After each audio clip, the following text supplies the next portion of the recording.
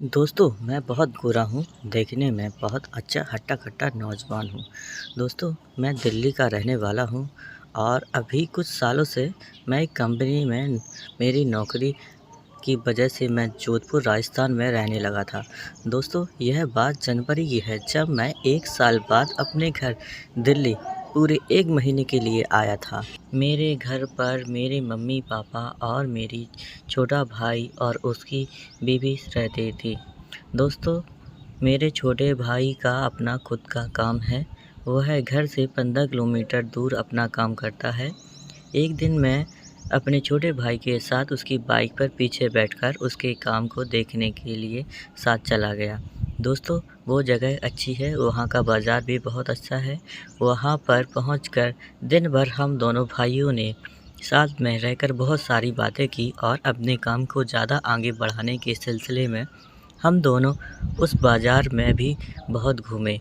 तो बाज़ार में घूमते समय छोटे भाई का साला मिल गया। उसने हमें देखकर कहा, "कब आए जीजा जी?" तो मैंने बोला, "कल आया हूँ।" साले ने मुझसे कहा कि, "क्या जीजा जी आप मेरे यहाँ नहीं आते?" तो मैंने बोला, "हाँ, फ्री होके आऊँगा।" तो उसने बोला, "आपको सभी लोग घर पर याद कर रहे हैं और बुला भी रहे हैं।" मेरे भाई ने कहा कि साले के साथ चले जाओ, कल घर आ जाना। फिर शाम करीब 4 बजे भाई का साला मुझे लेके अपने घर गया। भाई की शादी के बाद पहली बार ससुराल गया था। मेरी बहुत खातिरदारी हुई। मेरे भाई की साली हीरोइन से कम नहीं थी। भाई की शादी में उसको पहली बार देखा था। देखते ही उस पर फ़िदा हो गया। वो हुस्न की परी थी। उसके आँख गोल बड़े-बड़े थे। भाई की ससुराल में जाने के लिए बहुत बेताब रहता था, लेकिन कभी मौका नहीं मिल रहा था। ससुराल जाने को जब ससुराल गया और अपनी साली को देखा तो ऐसा लग रहा था कि इस स्वर्ग में आ गया हूँ। बहुत ही किस्मत वाले होते हैं जो लोग जिनको अपनी ससुराल में साली मिलती है।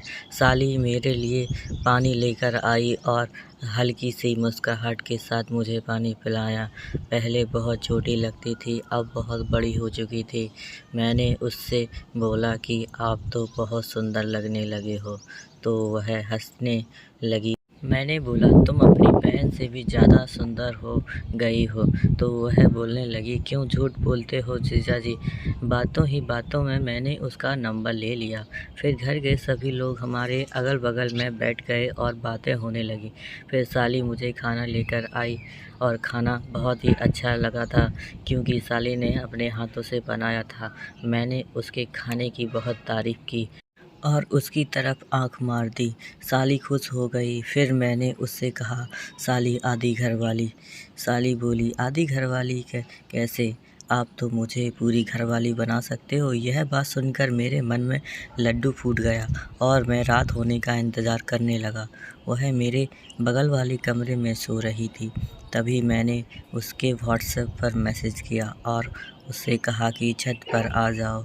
उसके बाद वह घर वालों से छुपकर छत पर आ गई और मैंने उसका हाथ पकड़ा तो वह हाथ छुड़ाने लगी। मैंने उसको कसकर गले लगा लिया। तभी वह कच्ची गली थी। मैंने उसके बदन पर जीभ फेर दी। वो मदहोश हो गई।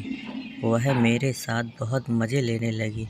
फिर मैंने उसके ऊपर हाथ फेरना शुरू किया और उसके सारे अंग वस्त्र उतार दिए।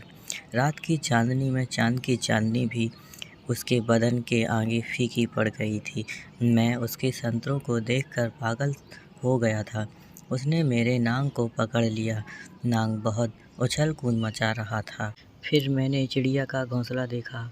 उसमें देखकर ऐसा लग रहा था कि आज ही फसल काटी हो और मेरा नाक उसके बिल में जाने को तड़पड़ा रहा था। फिर मैंने एक झटके में अपना नाक उसके बिल में डाल दिया।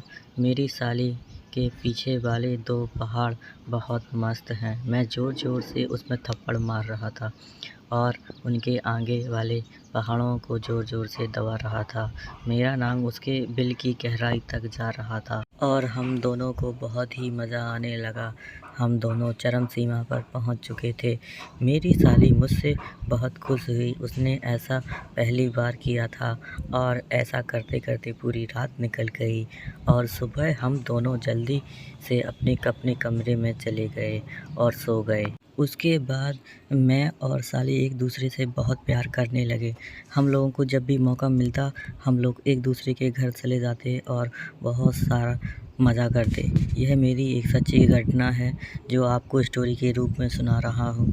अब मेरे भाई के साले की शादी आ गई है और मैं शादी में जाऊँगा और मौका मिलेगा तो साली को आधी घरवाली बनाऊँगा। वीडियो अच्छी लगे तो चैनल को सब्सक्राइब करें। धन्यवाद।